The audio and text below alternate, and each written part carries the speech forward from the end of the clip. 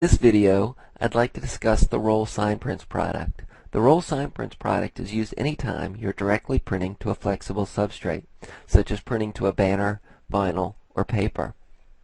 If we look at this product within an estimate or an order, the first thing we come to is the quantity of prints being ordered. In this case, I have turned on one of the advanced features of breaking out quantity into sets and originals. If using this feature, it wants to know how many copies of how many images. In this case, I'll say I'm doing 5 copies each of 2 separate images for a total of 10 prints.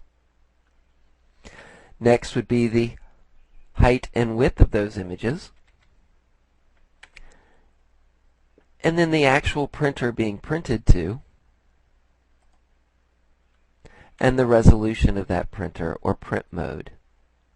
If we look at the printer help menu or help screen by clicking on the question mark,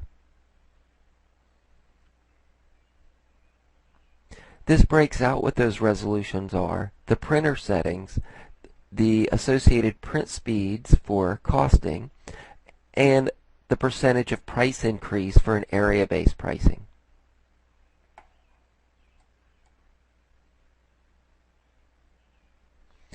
Next we come to the material type that's being printed. In this case, we'll say we're going to print to vinyl, and it's going to be a 2 mil gloss. If you choose a vinyl material, it will ask whether you need application tape or pre-mask. If I click on that, it just means I'm using a pre-mask or application tape to apply it to a mounted material. The lamination and mounting type, this will either be the laminator or type of laminate.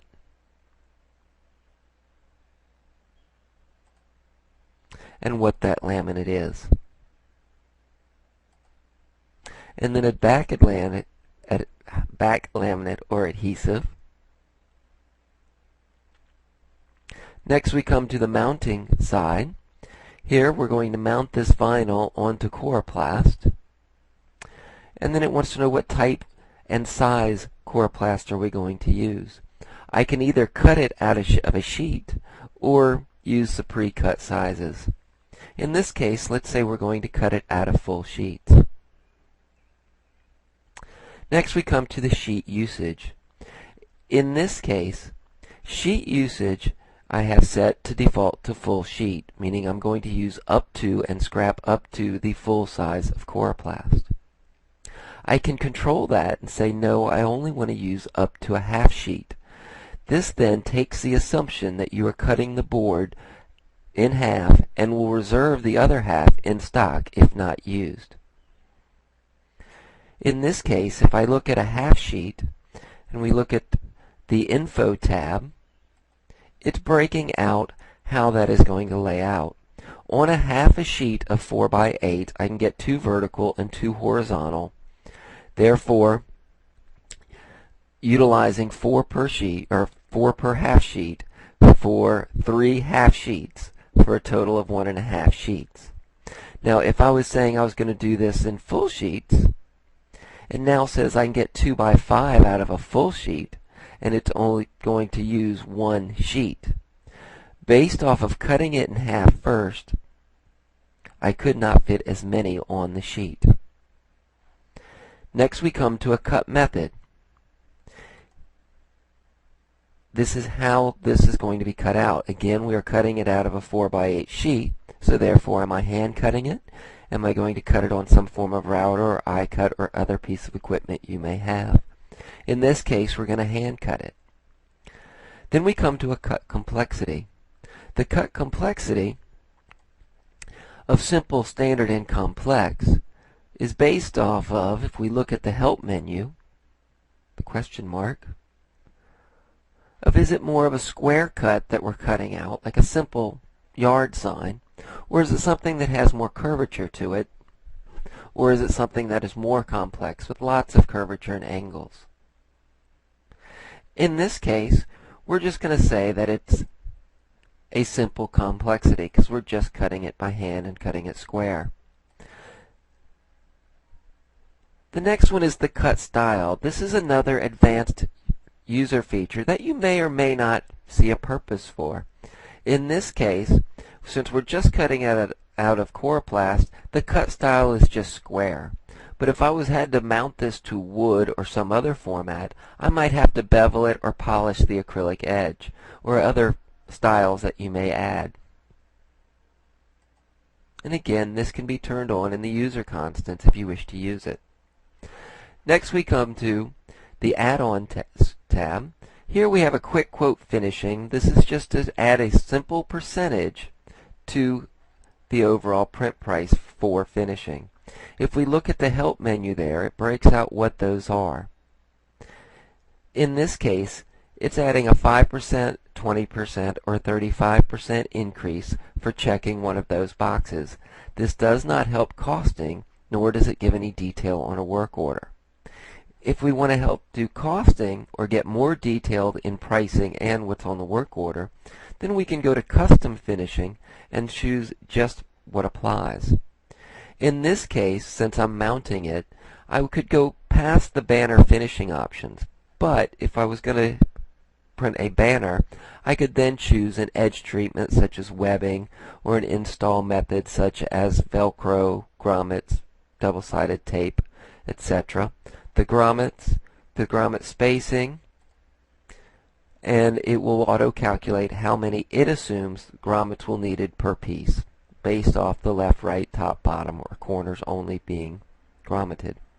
Hems and pockets, you can choose whether it's going to get a 1-inch hem all the way around, and you can add different hems and pockets selections that will autofill what those are.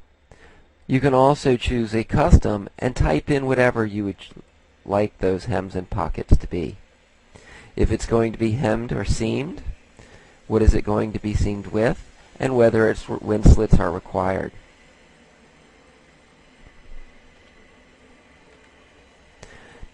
Since we're mounting this item, it wants to know whether we need any type of edge treatment such as a trim cap. The same install methods could apply.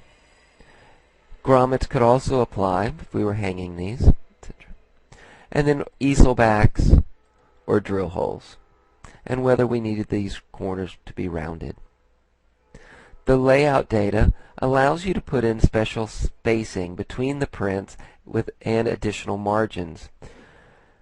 Here I could add a gap, overlap, or margins on either the printed or roll material or the mounting material if they need to be different. By applying these, it will separate the prints and therefore may utilize additional sheets of material. Again, the add-ons is just our user add-ons or modifiers, and the notes on work orders only print on work orders.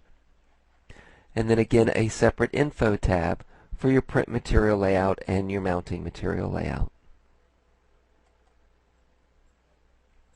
Below that we have the print description. This is what's going to print on estimates and invoices for this particular product. Now that we have our product entered as we want it, if we look at the area-based pricing, since we're looking at an area-based pricing method at this moment, it's going to break down what our base price is, what our mounting, our cutting, and our laminating charges are to give us a total price. These can be overwritten individually from here if need be. One of the advanced features as well allows you to add a pricing method option. This allows me to control how I want to price, such as I could switch from an area-based pricing to a cost-based pricing method. Switching to a cost-based pricing method, it is then looking at all the cost of materials and labors, adding them up with the appropriate margins, and giving you a price. If we look at the cost-based tab, it breaks them out by material, labor, equipment, etc.